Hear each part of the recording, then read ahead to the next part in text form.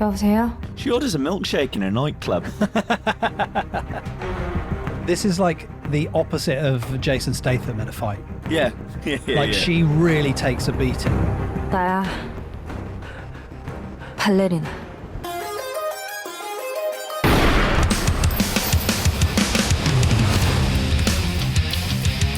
I am the most complete fighter in the world. Yippee-ki-yay, You can call it the art of fighting without fighting. Stick around. Some motherfuckers are always trying to ice skate uphill. Dodge this.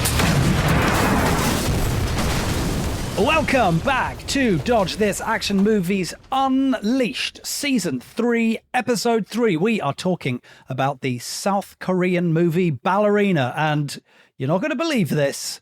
I've got the band back together. Joining me to talk about it is your old friend and mine. You know him from Seasons 1 and 2 of your favourite podcast. It's Matthew Highton. Hi, Simon. Nice to be back. Thanks for having me. You're more than welcome. I kept your seat warm. Thanks. Too warm, actually. Clammy. On behalf of the entire listenership of this podcast, Yeah. where the f*** have you been?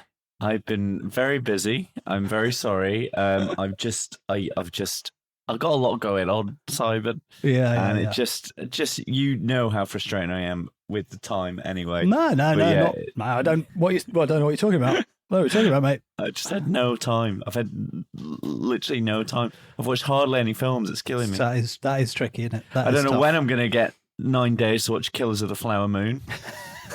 Plus, you still owe me watching Hidden Strike with Jackie Chan and John Cena. I do. Because I've watched it. I do. I watched it, and then you just disappeared. Leave me. You did say it was terrible, though.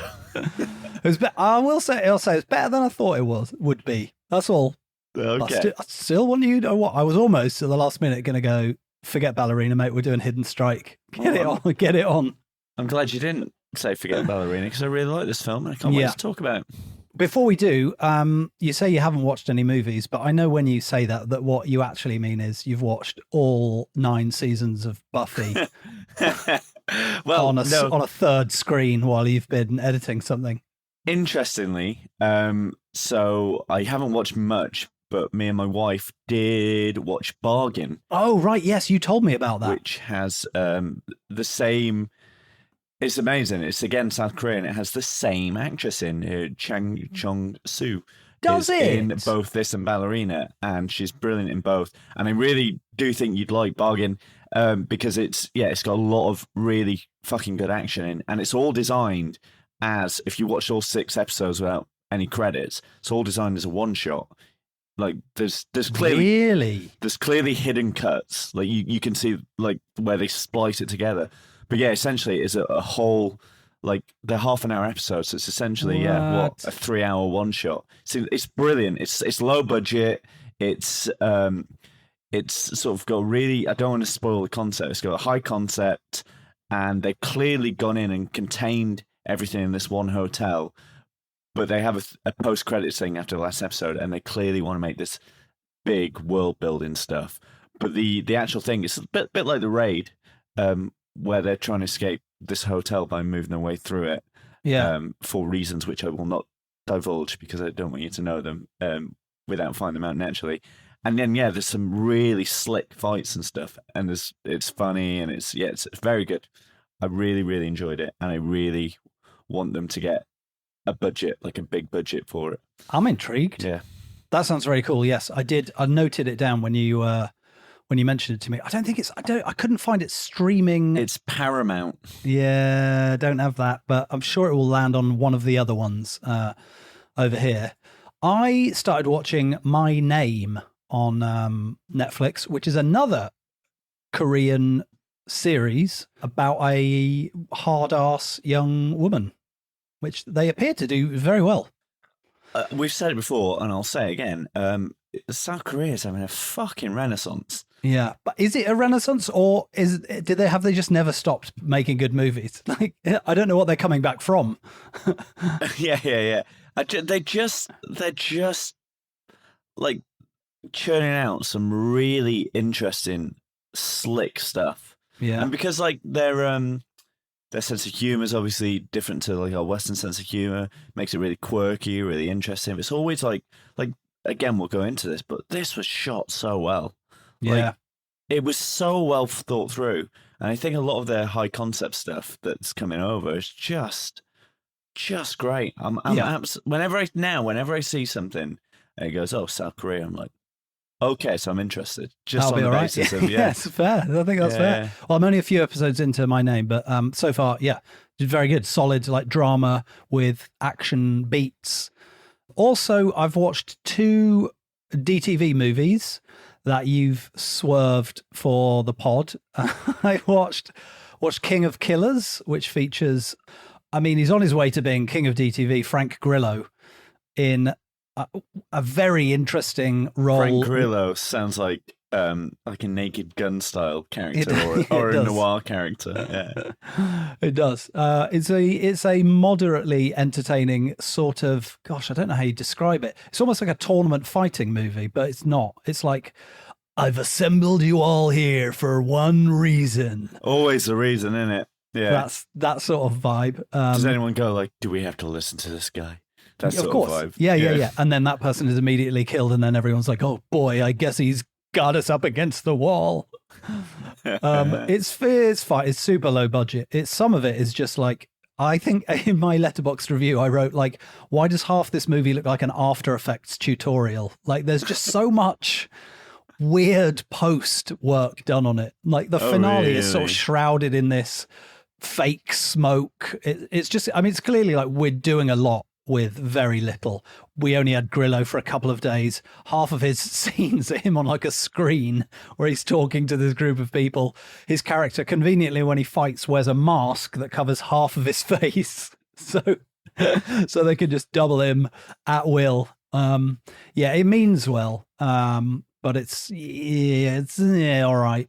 Also, another absolute DTV, I don't want to call it a gem, but it's just like prime DTV, Sniper Grit. Wow. Which is the 10th movie in the Sniper DTV series, I believe. They started off as not DTV, and yet somehow I I remember Sniper coming out. Tom Berenger. Wow. It was about 20 years ago. I've never wanted to watch any of the Sniper series. I think the beginning, I definitely saw the original. I couldn't tell you if I've seen any since then. This one, however, just got a bit of, there was a bit of chatter about it on the old internets. And it's really sort of good DTV.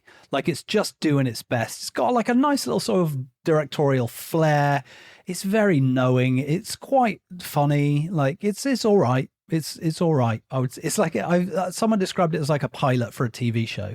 It's sort of like that vibe. All right. Yeah, that's good. That's fine. Yeah, there's no chance you're going to watch it, but not a chance. Absolutely. I was zoning out midway through that. I was like, I'm never going to watch this. Anyone listening who's like, I wonder what are these? What is like a DTV? That's quite a fun one to watch. I think you'll be like, well, yeah, okay. I mean, it's no Accident Man, Hitman's Holiday, because it's also shot in Malta, that I should say. If you want a movie that What's going on? There's loads of like action being shot in Malta. Tax breaks, mate. Yeah. They must have some lovely tax breaks over there. And also it just looks beautiful on camera. Beautiful. Like it's incredible scenery. So they do make the best of that. That's about it in terms of movies I've seen. With that in mind, why don't we take a little look at some trailers for forthcoming films? Yeah.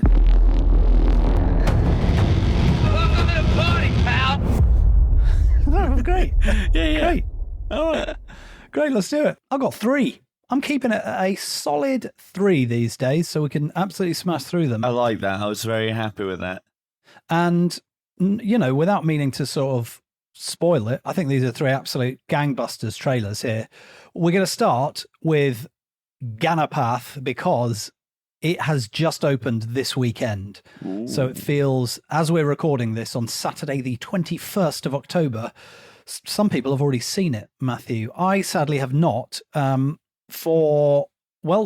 I've had one day, but secondly, in much the same way as with Jawan, there's nowhere showing it with English subtitles in Mumbai, which is P.S. where I am. You just have to figure it out.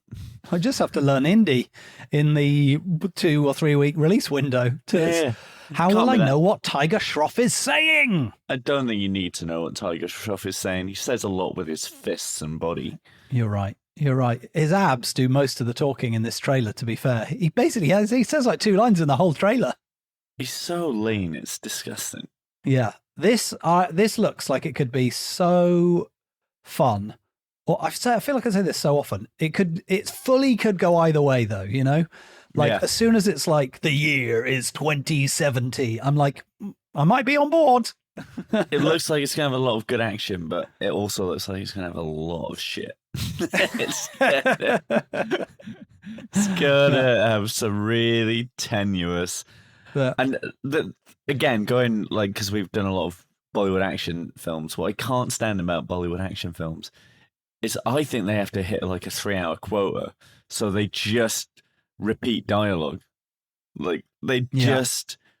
It drives me mad. I'm like, you've said this.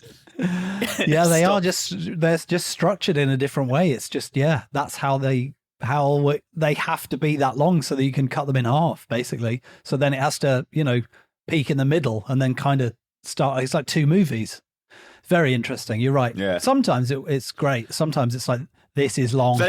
When they're great, they're incredible. But when some guy is talking about something he's been going on about for 9 hours, I'm just like let this guy get on with his mission, mate. I will say this one has got a robot panther in it. I did notice that. There was a very it's a very Tekken 3 vibe to this film. Yes. There was a very Tekken 3 vibe.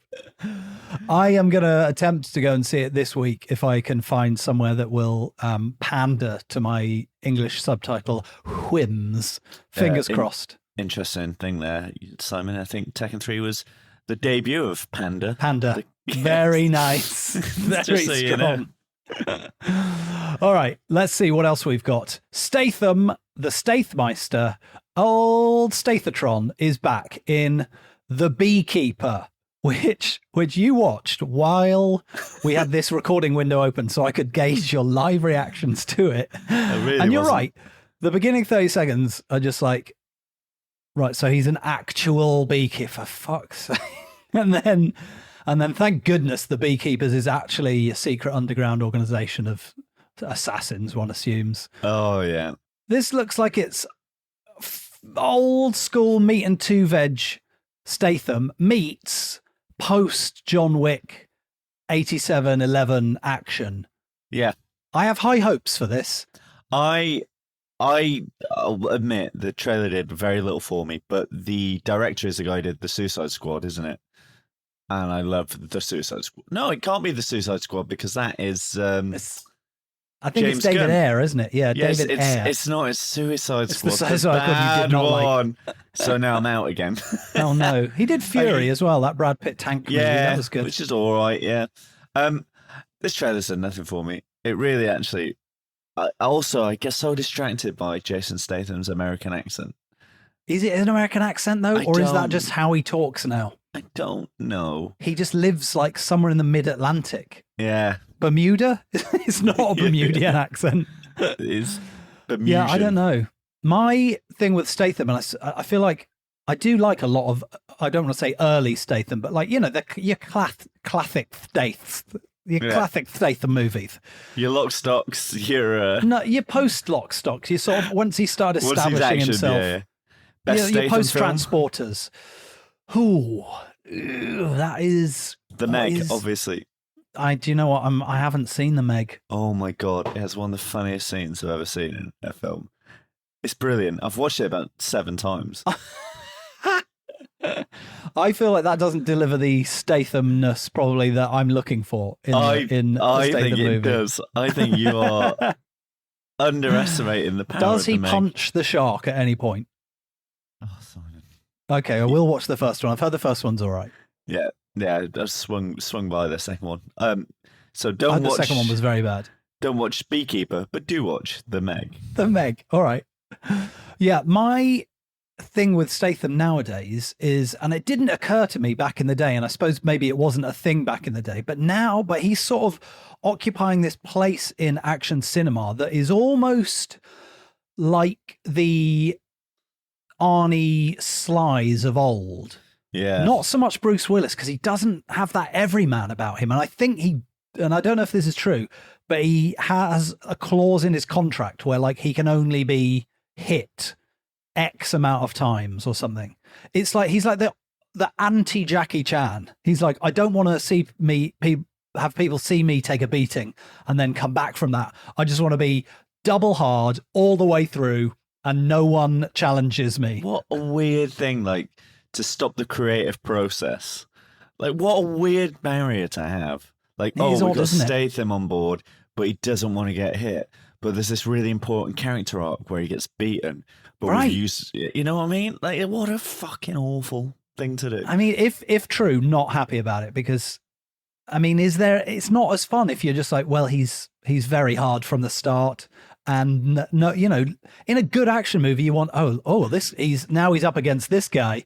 Like in Expendables 4, he's fighting Iko Uwais. Haven't watched it because everyone said it's to terrible, a person said it's dog shit. Yeah, I gave it a birth as well. I just want to go back to that point though. You want to watch a Statham film where he's hard from the beginning. Great to have you back, Matt. We've missed you. We've missed you on the pod.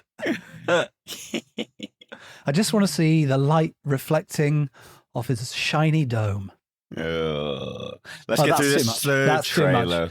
All right. The third trailer is arguably the one I'm the most excited and nervous about. The return of our Lord and Savior, Jonathan Elizabeth Wu, to his friends John Woo. He's back in his first movie since, I want to say, Manhunt, the straight-to-Netflix movie that made me very sad about John Woo. He's back in a Christmas movie starring Joel Kinnaman, who I do like, actually. He's in a lot of stuff and seems to have pretty good action chops. The trailer looks good. It sort of great. John Woo with, again, a bit of that post-John Wick 8711 action design sort of vibes. It felt a little bit like there's a bit of CG in there. I'm not judging it. It also had a few bits that made me go, oh, that does look really good. Slow-mo. You saw me watch this. I fucking love this. He was wielding 2 pistols at one point.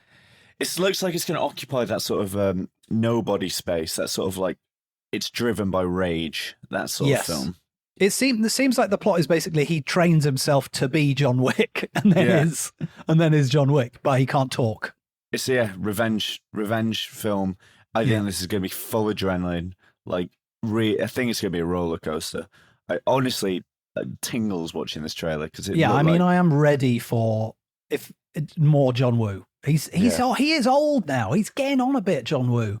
But every time I see clips from, the classics, your Killers, your Hard Boileds, your Face Offs, I'm like, oh boy, they were good. Even like when the new Mission Impossible came out, there was clips from MI2, which everyone seems to be like, oh, it's the worst one, it's dog shit. But there was just bits from it. The bit where the bikes were great towards each other and he spins round on the bike and it's great. That stuff. I just hope it's got some great Woo set pieces in it. We will see. Out in time for Christmas. Other action film that I saw just because I thought it was worth mentioning, The Creator. Really enjoyed it. Oh yeah. I couldn't find it showing anywhere here. I'm a bit annoyed. I've heard mixed things, but I'd very much like to see it on a big screen. Yeah, it's definitely a cinema piece, and there's a few little slow bits, but I thought it was very good sci-fi. I'm ready for it. I am going to try and get it. I'm going to try and get it into my eyes before it comes out of the cinemas. Matt. Yeah. It's been a while.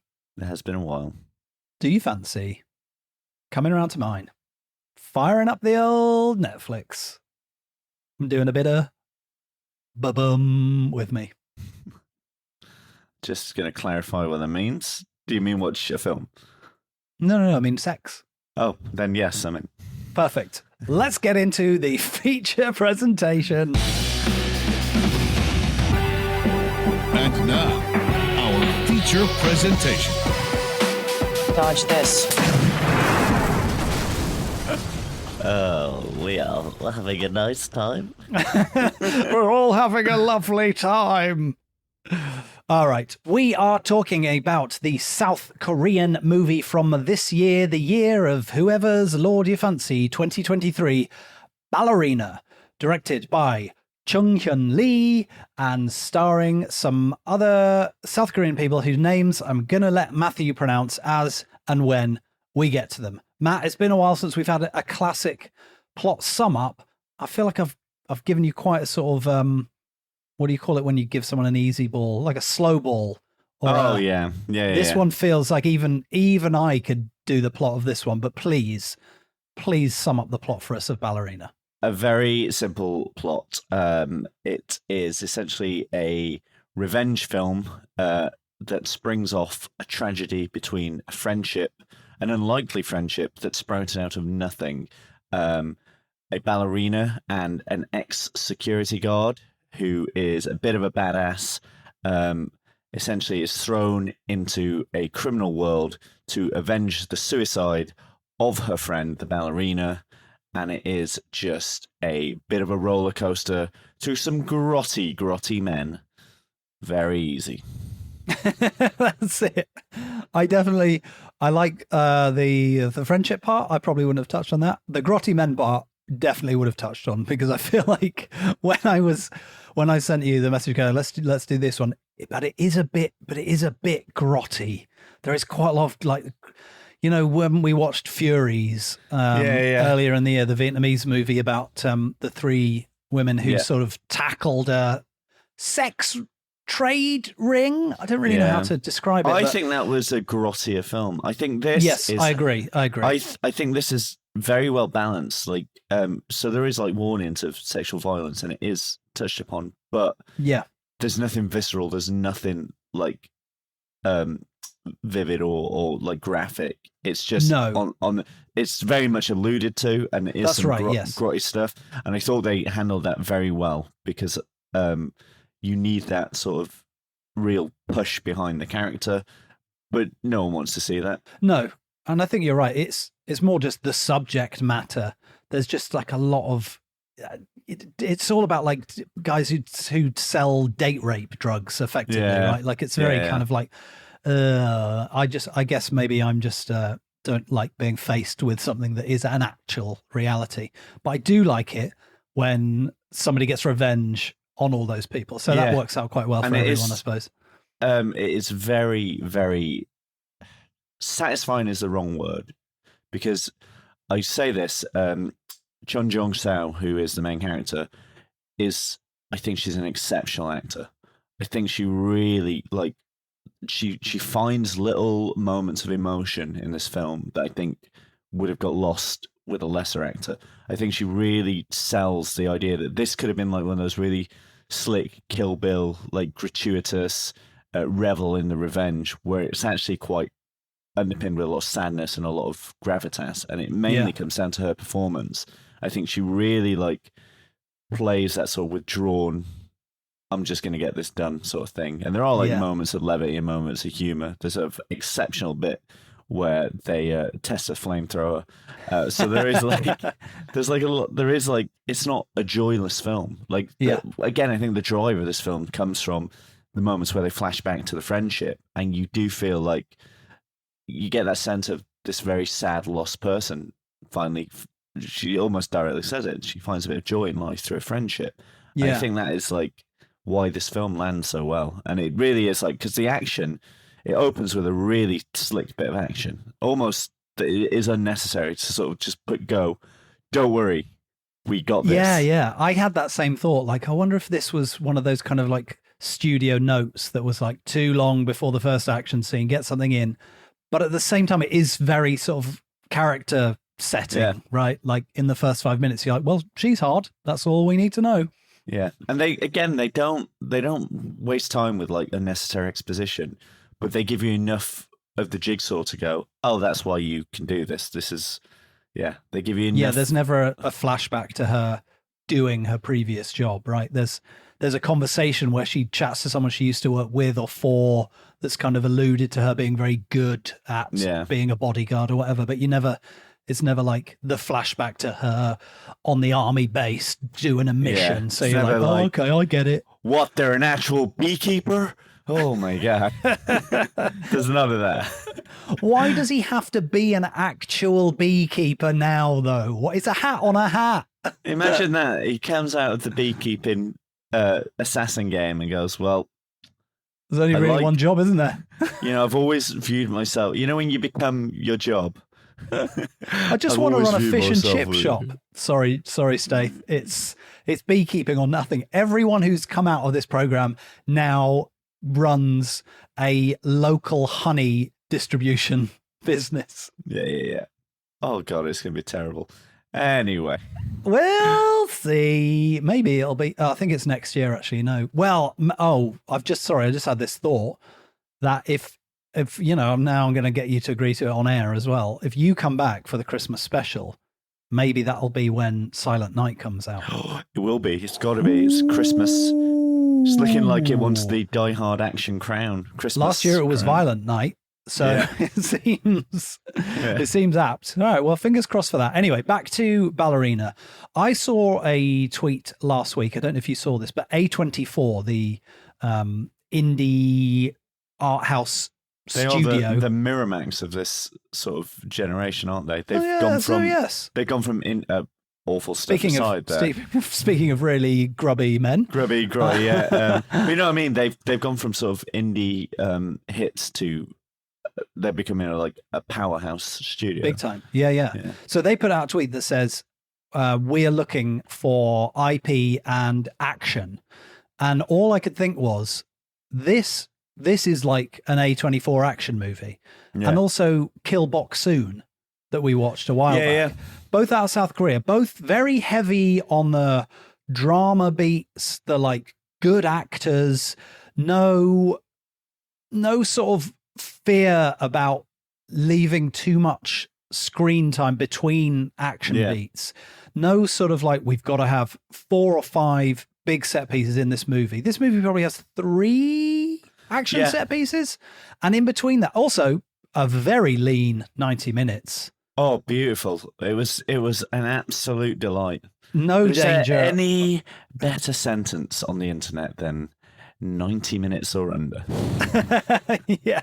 It comes up literally every episode of the podcast. There's not enough good 90-minute movies or just 90-minute movies. And this ticks so many boxes. But it had that feeling of, A24 doesn't make action movies, but if they did, this I think I could think be what the you've sort of just thing. done is use the Carlsberg slogan there. Yeah, from the 90s. Do they still use that? I have no idea. But it has that very, and maybe it's a South Korean thing, but it's rare to have something that, I guess Everything Everywhere All at Once would be another example of something that leans equally heavy into the kind of dramatic and comedic beats as it does the action beats. And that was an A24 movie. But I think it's quite unique to South Korea that that it plays as well almost as a drama as it does an action. Like when the action comes, it doesn't fuck about. It doesn't fuck about at all. But that's the important thing with any film, I think. Like, you can have an action film that is just slick action and it's very enjoyable, but if you don't invest in the drive of the film and the characters, then, ultimately it's just junk food. Whereas this is like, it really, really plays out. And what I love about this film as well, and I said it earlier, this is a beautiful film. This is photographed so incredibly. Agree. Like the light and the color. But what they do with that, again, what a lot of films miss, is certainly in the mainstream, is they say a lot without saying it. So a lot of it is through acting choices, and a lot of it is through symbolism, like the stuff with the ballerina and all that stuff. You get so much backstory without ever having full scenes. Like, you get so much flavor and so much underpinning of characters that you feel like you've watched a lot more than you do, and it is really, really, really satisfying. Like, I really went into this thinking, okay, this is a Netflix action film, it'll be fine. But it was crafted so well. And again, we always talk about budget, but I get the sense that this didn't have a massive budget, but what they did with that budget, it felt huge. Like, the amount of shots and variants and filmmaking techniques they put into this film, like, it felt like a massive massive world, but essentially, like, it was always in isolated locations. Like, one of the big locations is some sort of weird horse track or something. Like, I don't know what it is, but again, they've clearly gone, right, we've got this location. How do we make this work? Where does this fit into our world? They've obviously shot some stuff at a ballerina, like theatre, like an actual theatre. They've used the lighting. They've used it sort of because it's a flashback. They've made it really artistic, very symbolic. And so the craft is incredible. And it goes so much further when they do the action scenes. The editing on these action scenes and the choreography is so slick. Like, it is so visceral. Every beat lands, and it doesn't have that sort of comic Jackie Chan sort of let's use the world, but it does have that. Like, there's times where things seem so incidental that I'm like, I can't imagine someone actually choreographed that. It feels like it just happened. And I think that is its testament. Like, it is so well produced, this film. Yeah. It's so, I think that's what made it stand out for me is it clearly isn't low budget. And that's, I think, maybe something that is why we're so impressed by these movies coming out of South Korea, because someone is putting up, I don't know, 10 to 20 million to make these movies. I genuinely have no idea what the budget is, but to make original ideas that aren't based on pre-existing properties, it's possible to do that in South Korea, and it seems very, very difficult to do that elsewhere.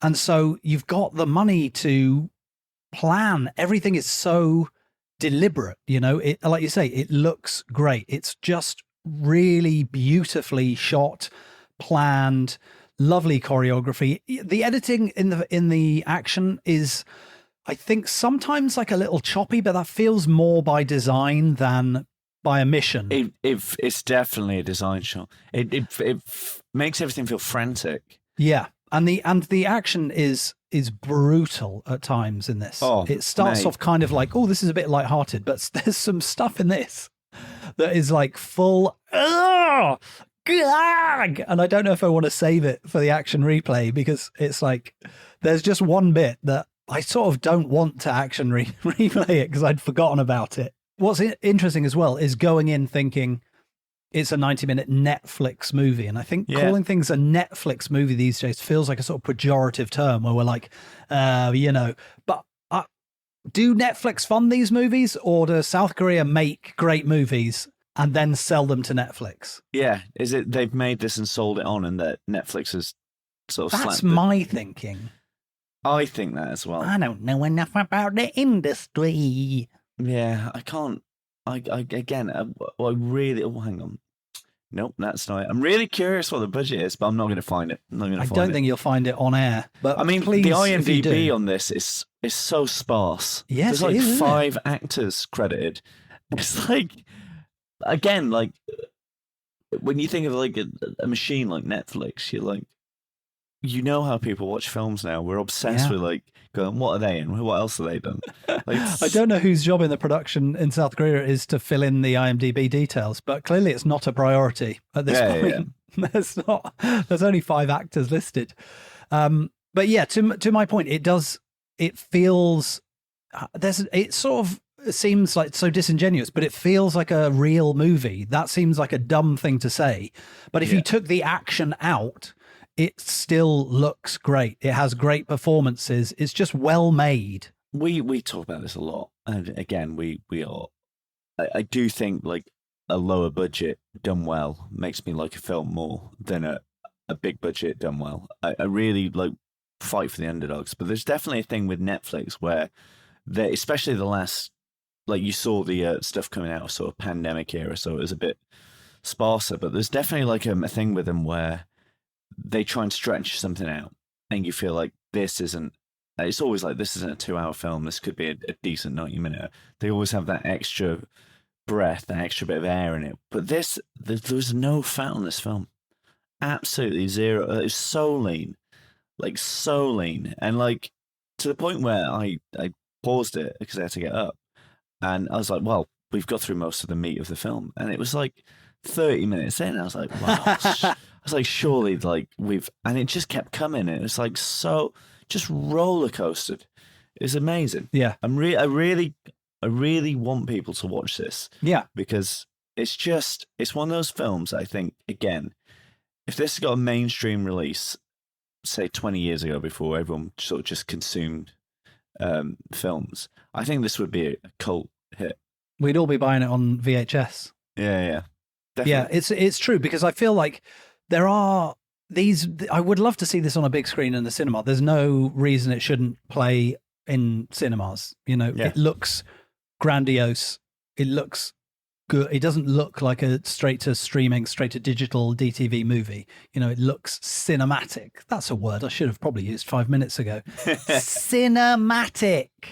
It's yeah, but that is what it is. Like again, they've taken their time. Like some of those wide shots. There's a series of shots when there's a scene where the protagonist buys guns, and the series of shots going into that, like this has been storyboarded to the nth degree. It's beautiful. Yes. Everything just is so buttery. It's so smooth.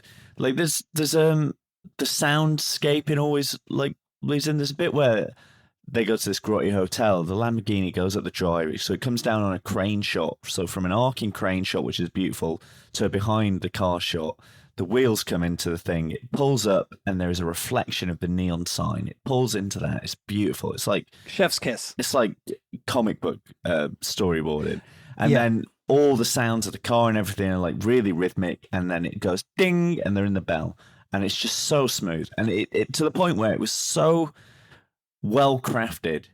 I stopped for a second. My brain starts went, "Wow, this film! Someone cared about making this film." Yes. Or Yeah. everyone cared about making this film, Yeah, and maybe wasn't under the sort of time, money crunch. I mean, I'm sure every film is a time, money crunch, but it's not like you've got 2 weeks in Malta to churn this out. You know, we It's can't. like- We got to wait for the 9 other crews. Malta's too busy. Yeah, All the Next. good locations are full of people filming DTV movies. Wouldn't you love it if you watched a film and you could see another film in the background? That would Great. be very funny, wouldn't it? I'm sure that there must be a film where that happens, right? There's a film where there's another crew in the film. I don't know what that is. But yeah, there's also like the soundtrack of this movie is very deliberate. Yeah. It's that very sort of how would you call it? Post-drive, neon wave. It's got that. Yeah, it's got that. It's got that. It's like an old guy tries to describe modern music. Well, it's not even that, is it? It's sort of a combo. It's got sort of like a bit of EDM in it, and it's got a Yeah. bit of that. What I love, that sort of, it is that 80s synth sound. Synth wave. Yeah, but yeah, Yes. it does feel. It feels like, again, I know we've hardly talked about the plot and we've gone on about the crap, but it's just so good. Like there's bits where they go for character. It's completely unnecessary for filmmaking, but someone had this idea. There's bits where they go in a photo booth, and so they put it into the square of a photo booth photo, and that's just great. And it looks so like beautiful. Honestly, it just He loves it. yeah. I could freeze this film nearly every shot and go, Yes. that is brilliant. For that one website where you can get all those sweet stills from movies, it would be great. There's loads of scenes that begin with such a well-framed shot, right, with reflections, lights, wherever they are in South Korea, some absolutely lovely Oh, outdoors. they shot this in Malta. Oh no! Is that Scott Adkins in the background? yeah. We should talk about as well the what's it called? Kim Ji-hoon, who is the bad guy in this. He's so lean. He's a very good There's looking man. not an ounce of fat on him. I mean, he's a horrible, horrible character. Horrible He's man. such an attractive man with his shirt off. But he puts in a fucking good performance. So seedy. So seedy. But he's so reserved, and like he's so like he plays it suave and like together and stuff. But in the final scene where he gets his comeuppance, the twist where he pulls his desperation through, and then he pulls his sort of just his awful nastiness into it once he's sort of hopeless. The way that he's been so reserved and so measured, the way he lets that go every now and then, it makes him for a really compelling bad guy. Because there's no point in this film where you watch that guy and you don't go, ugh, this man is horrid. Awful business. Yeah. It's just great. Just, again, a great performance, really balanced. But when he lets loose, like that first fight scene between the two of them in the hotel, absolutely incredible fight scene. Again, brutal. It's so like between like the sort of slightly choppy nature of it, and I'm not talking about like Taken 3 level, Bourne level choppiness. It's just not long takes, but it's very crafted. All the shots are very planned, but also just between like the shots, the sound design, it's so like crunching, and he throws her about that room to the point where you're just like, Cara, please stab him more. But you get that element in that fight scene, like he's a fucking ripped dude, and he's strong. And you really feel her up against it. Like, you really feel like, oh, shit, she's got to fight for her life here. You know she's trained. Yeah. But it's the first time you go, oh, this guy could just fucking crush her. And so the way she adapts her fighting, like, to just always be sort of, to make it look like she's always improvising. Again, just like, feels like they improvise the fight. It's so This is like the opposite of Jason Statham in a fight. Yeah. She really takes a beating. Yeah. And you're like, oh God, I really don't know what's going to happen here. Yeah. And then the first, I would say, the first of several moments in the film where you go, where she just kind of, she has a knife and it. Oh, it's grim. I don't want to describe it because it's not, but it's not a spoiler. You have to, because you can't just go, ugh. Okay, I feel like I've seen something not dissimilar to this in another movie. There's a few films that do this, yeah. So there's a lot of knives because it's South Korean. We know they love stabbing each other up. Towards the end of the fight, she sticks a knife through his cheek. No, through his hand first. Oh God. I forgot about that hand. He tries to block a knife. It goes through his hand, and she pushes it slowly through his hand, through his cheek, and because he's like going, you see the blade in the mouth, in his mouth. It has the sound on it is, really made me wince. It really made me go, ooh. When it comes out, it doesn't come out the way it goes in. Oh, it's horrible. No. It's like it's a Chelsea smile, isn't it? That's literally what that is. Horrific. There's another bit where she shovels glass into a guy's mouth. Absolutely. Brutal, yeah. Oh my gosh. Again, the way that she plays it, like, so that glass scene is in the beginning, the middle of, or the end of, the middle of the end. Incredibly, like, massive. So many people are trying to attack her, and she's really scrappy. Again, that's the most sort of, Jackie Chan it gets. She's like, just completely, like, up against the wall. And when you say Jackie Chan, I'm not like, there's not like someone bops her on the nose and she goes, whoa, and rubs her nose, and then they get back to fighting. Like, it's not like that. She's falling over. But what I loved about the beginning of that scene as well is, she's trained, she's done this for a living, she's good. But when she goes into that room, she's holding a gun. She fires the gun, not saying at who or what or where. But after she does it, she shows the adrenaline by shaking. Yeah. Like, she really thinks about how this would affect her if she did this. That is also a great bit that happens in so many movies where you're like, I mean, why don't you and she does it, and you're like, that is amazing. A spoiler. Amazing. So that is not going to be said. I'm not going to say it. It's such a good bit, though, that you're just like, well, if you did that, then surely everyone that would be the end. I mean, it isn't, but it's like very well done. Yeah. There is, there's so much. I could go on about this film for hours. Like, again, I could happily sit through that film and pull it apart shot by shot. I really, really want people to watch this. If you like sort of, because I wouldn't describe this as a Kill Bill style martial arts revenge shot. And it's not a balls to the wall actioner either. I think that's important. It's a very good drama thriller action. It's very good, and I really, really hope that if you've got this far, you've either seen it and you just nodding along, going, "Yes, I'm glad you guys enjoyed this I hope too." you're just listening, going, correct, yes, correct. Yep, What they yep, said, yep. what they said is correct, yes. But I don't think there's much more to add to this. No, I think there's a couple of like the lighter beats, which are probably things that put like A24 in my head. Like you said, the bit where they go to try and buy guns, and there's and it's not a spoiler. There's an old lady with a flamethrower, which is just, it feels so sort of tonally odd at that point in the movie, but it just sort of works, and you're just like, brilliant. And then you're like, is it going to be like you're going to get to see her do the flamethrower? Yeah. And then you do. And it's amazing. There's also another bit where you're sort of like coming out of the back of a very tense thing. And then there's just a guy with a chainsaw. Oh, that is going to be my action replay, by the way. Okay. Then you can describe it when we can get there. Yeah. But that just felt like it came from nowhere. But I was also like, yeah, fine. Absolutely fine, actually. I mean, again, I'll go into detail in a minute, but oh my God, yeah, just bits like that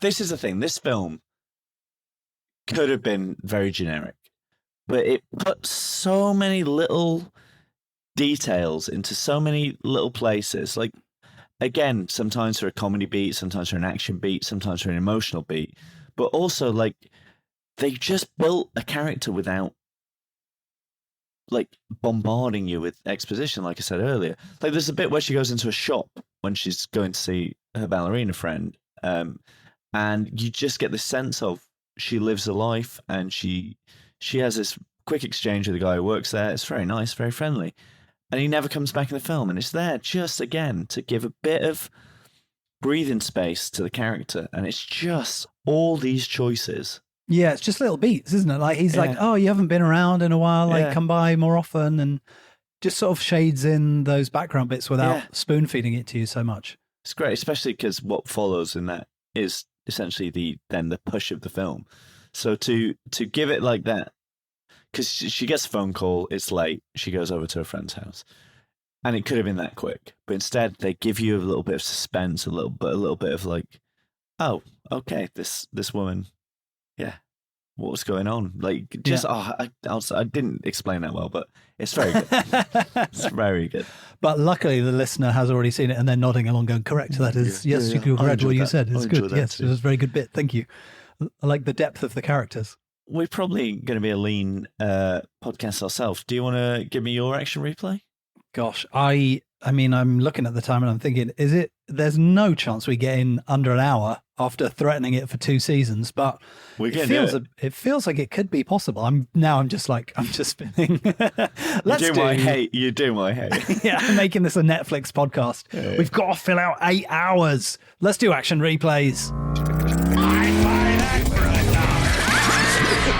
All right, well, you've teased yours. I'm sorry if I pooched you a little bit on yours. No. I did have a couple, so don't worry. I wrote down three bits, and I have sort of alluded to all 3 of them. So you take us on your little journey, and I'll see if I can remember anything else. As Simon said, there is a bit with a chainsaw. Now, again, I'm on board. As Simon said, this comes out of nowhere. So the protagonist has escaped a room, like she is basically getting under gunfire. It's quite frantic. It's quite hefty. It's been a very narrow escape. And then what again this film does exceptionally is it crafts it. So it's not just a guy with a chainsaw appears at the end of a corridor. You hear the sound of the chainsaw first. So, and everyone knows that sound who's watched the film. So you hear that. Everyone who's seen a horror film ever. And you're just like, oh, fuck. And then there's sort of this almost Western-like moment of who's going to draw first. Like, how the fuck? Because a narrow corridor and the chainsaw's ahead of her. And they do this beautiful running shot. It reminded me of... where it comes out super, super narrow. Yeah. It's like Old Boy. Old Boy, exactly like Old Boy. They do like an Old Boy corridor shot and you think, fuck, she's going to try and fucking fight this guy with a chainsaw. And then, bam, a door opens. This woman is escaping, never been in the film before, becomes a crucial part of the film. But what happens is it knocks the chainsaw out of his hand. You hear him screaming, and then they have this above the head shot as they run away, and he's just chopped his leg off, which I must add has been seeded. Previously, when she comes into the hotel, she has a little glimpse into the back room behind the reception, and all you see is a guy's leg with a tag on, like a prison tag, sort of like a tracking tag.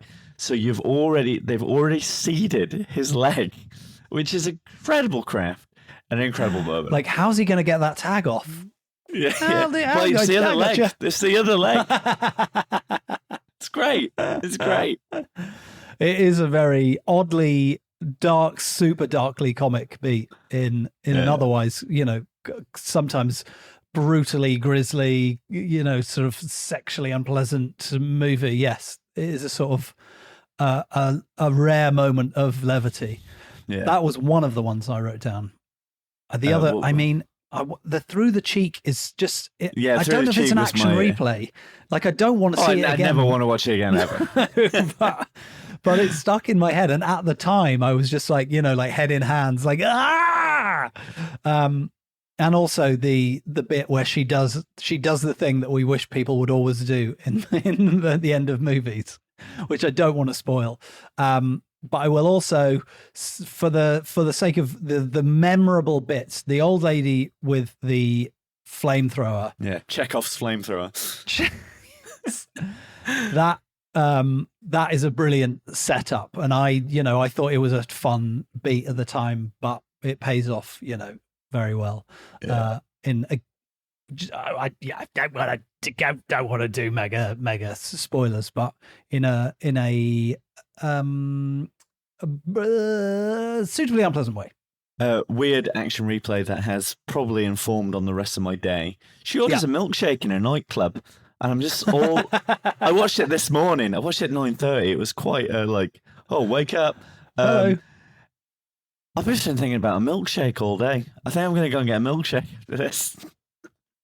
I mean, I'd prefer you did that than, chainsaw someone's leg off or stick a knife through someone's face. It's one or the other, isn't it? As we all know, violent movies and Grand Theft Auto are what make the kids go insane. So if all you do after watching this is buy a delicious strawberry milkshake, are you going to go to a nightclub to get it, though? Is that I don't think they do them around here, so I'm going to go to a nightclub with my milkshake and go, sure. What if I bring this in? Can I check this in the coat check? Eat that for me. Yeah. Matt, I don't want to jinx it, but I think we could have recorded the first sub 1 hour podcast since we first set out our let's keep these under 1 hour at episode 1 and then never did it again. That is the 90 minutes or under of podcasts. Yes, it's fitting, right? This movie gets in, gets the job done, gets out. And similarly with this pod, the busiest man in showbiz, Matthew Highton, has come in. He's got the job done. He's loved the movie, which is good, because if I'd forced you to watch Hidden Strike because I'm bitter, I feel like you would have enjoyed this podcast less. I would have hated you. Yeah, exactly. Yeah, I definitely. I'm gonna be telling people to watch this film. I literally have texted 2 people this morning to say you should watch this film. Nice. Well, that's as good a recommendation as any, I would say. I just texted you, so that counts, I guess. Well, Simon, it's been lovely coming back, and I'm going to try and get back soon. Whenever I have a break. You heard it here first, guys. He'll be back for the Christmas episode where we watch Silent Night, The Return of John Woo. Wait. That's a promise. There's nothing that could possibly get in the way of you coming back. Simon is alluding to something very big going on in my life that could absolutely flip that on the upside down. Shit all over those plans, literally and figuratively. Yeah, let's get out before this hits the hour. All right, Matt, if people want to find you on the internet, where would you like them to head? Don't say Threads. I used to say Twitter, but I am going over to Threads these days because what if they're based in the EU? Oh, is it not in the EU? No, that's why I haven't been on it this whole time. I am most active on Twitter and now Threads. Love it. If you want to find the pod, We are solely on Twitter, not on Threads, because I can't juggle that many accounts, you guys. Just find Dodge This Pod on Twitter. Myself and Matt are on there via our names. And if you love the pod up into season 3 and you would like to support us by buying us a little coffee or perhaps a milkshake that we could take to a nightclub, you can do that with the link down the bottom. Reviews, shares, all those things they say on a podcast. Please. Buy a mattress, whatever you need, but we are out. Yes. We are out. We're done. We're going to hit the hour otherwise. Drink We're done. athletic greens. Buy a mattress. We'll see you next time. Bye. Goodbye.